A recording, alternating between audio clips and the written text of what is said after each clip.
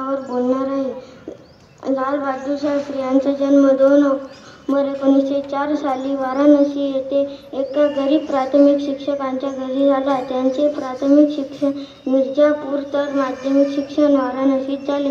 पुढे वाराणसीतील काशी विद्यापीठातून त्यांनी उच्च शिक्षण घेतले. विद्यापीठाने त्यांना शास्त्री ही पदवी देऊन सन्मानित केले होते. ही पदवी नंतर त्यांच्या नावाचा एक भाग बनली.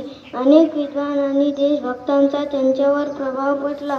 गांधीजींच्या विचारांनी ते प्रभावित झाले होते. पंडित जवाहरलाल नेहरू यांच्यानंतर लाल बहादूर शास्त्री हे स्वतंत्र भारताचे दुसरे पंतप्रधान झाले.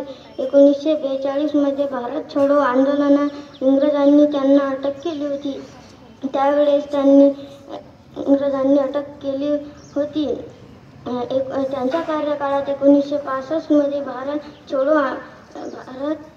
छोडो आंदोलनात त्यांच्या कार्यकाळात 1965 मध्ये भारत आणि पाकिस्तान यामध्ये युद्ध झाले, ज्यामध्ये भारताने पाकिस्तानचा पराभव केला होता. त्यावेळेस त्यांनी जय जवान जय किसान हा नारा दिला होता. 1966 मध्ये त्यांचे ताश्कंदमध्ये दुःखद निधन झाले. अशा या महान व्यक्तिमत्वास विनम्र अभिवादन करून माझे 2 शब्द संपवतो.